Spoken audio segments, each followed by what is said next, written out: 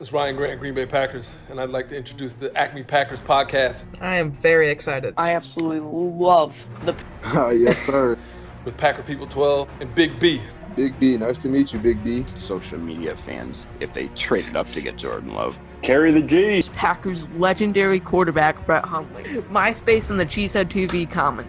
Okay, that's just stupid. It's gonna be awesome. Your names are awesome, so everything else is good to go. But let's have fun talking about Packer stuff. Go Pack, go! What is going on, everybody? Welcome back to the Acme Packers podcast. This is episode 10. How are you doing today, Big B? Doing good. Excited. Yeah, so today we have a pretty special guest. You know him, but more importantly, you love him. Packers Nation, give it up for Tom Grossi. Insert applause sound. Yes. Yay. Cloud goes Get the wild. MP3 in there. Excellent. Thank Yes. you, guys. Thanks for having me. I appreciate it. Thanks for coming on. It's our pleasure, man. So today we want to talk with you, Tom, about running a podcast, the Nagler controversy, as well as Aaron Jones and Twitter trolls. So, Okay, that is the docket for today. Yeah, so exciting stuff going on in July of the off season. Yeah, it's nothing like the heart of the offseason to really get your blood flowing. Yeah, let's start off. Packers news, Jordan Love and A.J. Dillon signed to contracts. Jordan Love is $12.6 million. I believe it's all guaranteed, or most of it at least. What do you think about it being guaranteed, and what does that say about the Packers' plans to get him out there and rolling pretty soon? Well, I think you're starting to see more guaranteed contracts come at the very end of like the first round. If I'm not mistaken, you've seen, I think like the 26th pick last year got a fully guaranteed contract as well. So I wouldn't read too much into it, but I think it just kind of reinforces the idea that he is the future starter of the Green Bay Packers. Obviously, the front office has a ton of faith in him. It all started when they traded up for him. They must have had a lot of faith in him instead of grabbing, a wide receiver. But, all those things, I think that Jordan Love, hopefully, I don't see the front office doing this, is not going to play any football this year. Hopefully, if the preseason, if there's any, or if it's a blowout. That's all the only times that we should see Jordan Love. And that's not necessarily a bad thing. I think instead that's the right thing to do. You look at Patrick Mahomes, who's now the highest paid athlete in history. He sat out his first year too. I think he played a total of one game. And I think that, when you have a guy who needs to develop like Jordan Love, and you have one of the best QBs to ever put on pads and Aaron Rodgers, it's the perfect combination. And I think he's going to have every opportunity to succeed, but I don't think there's any rush for him to see the field. I completely agree. So, Big B, let's start off. All right. This is the most important question of the day. Does Aaron Nagler have a dog? Honestly, this is one of those things that people were really concerned about Area 51 last year, but I think that this story by far trumps that. I mean, I have seen conflicting reports, but I've been scrolling and perusing the social media, and I have to say, I haven't seen any evidence of said dog. So, I mean, it's kind of just at this point hearsay. But I'm really hoping that we do get an image or some kind of confirmation shortly, because this is the kind of stuff that the world wants to know about. Yes, I think Nagler, he has a lot of topics, questions surrounding him. He can't get away from it when his exercise. I think the biggest thing going against him right now is the fact that, in that extra cheese, where you hear the dog bark and then suddenly he says he has to go. That's just a little bit suspicious there. Yeah, but they could go any which way. Did they foster? Maybe they were dog sitting for a friend to test it out, because I know the daughter wanted a pup, but that's a responsibility. But on the other hand, if you're going to get a dog, quarantine because of COVID is the best time to get one. At the same time, the tunnel continues, because what happens when all the pounds are sold out? I know lots of friends have been trying to get dogs. They can't get dogs. The wait line is too long.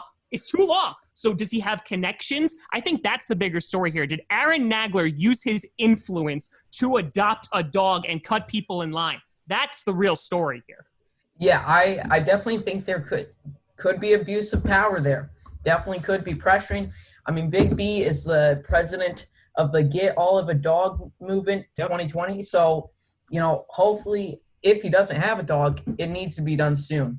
Yeah, I mean that's the hope. I hope that, reports don't come out after a thorough investigation that there was abuse of power, because I feel like that's the last thing that this country needs right now. Yeah, we need the truth, Aaron. So now getting to less important topics. You really, it's crazy the past even just 2 months how your channel has grown and everything. So what is your favorite part about running your great YouTube channel and your podcast, and just having people that care about your opinion on something you love? That's a fantastic way to put it. The fact that anybody cares. Yeah, I mean, that's still a shocking thing in of itself, the fact that anybody cares. But no, I mean, like, it's one of those things that even if you go back 2 years ago, not many people did. I mean, it was very, very small. I think there was, I remember vividly, there were plenty of episodes where I was beyond stoked if 100 people listened to it. And I was like, yeah, you did it, Tom, and I patted myself on the back. And I was like, what a champ. And, that I think that just speaks to the consistency of it. The thing that I love about it the most is that I honestly just get to choose whatever the hell I want to talk about. And, there's such a variety of content on the channel that it's kind of like, all right, if you don't want to watch that one, cool. If you do, cool. But I think at the end of the day, where I started 5 years ago, going on 6, and where we are today, that hasn't changed. It's a matter of I'm making the stuff that I want to make. I'm having fun doing it. And I'm just, it's all consistency. Anyone who asks of how do you start a podcast, how do you grow a following, it's good content. I mean, that helps too, having good content and stuff like that. But it's just consistency, because so many people just make stuff for a few months and then nobody watches it or nobody listens to it. And then they're like, okay, well, this is way too much work to get literally nothing out of it. And they stop. And I don't blame them for that. But I mean, I did that for, 3 years in which basically nobody was listening, but I enjoyed doing it. And then we went over to YouTube, and, it was slow, but eventually, ironed away, and it's starting to grow. Yeah, I think one of the most amazing things about that is you have, obviously your main audience is Packers fans, but you also have such a wide audience throughout the league. So many fans follow you just because you put out so much different content outside of the Packers, and I think that's really awesome. Yeah, it's fascinating because 2 years ago when the Packers were really not doing well and it was the Vikings' turn to do well, a surplus of Vikings fans came over to the channel, and I was just basically just talking about Packers stuff, and it was mostly Vikings fans that were coming over to kind of rub salt in the wound, and then they wound up staying, and I was like, haha, got them.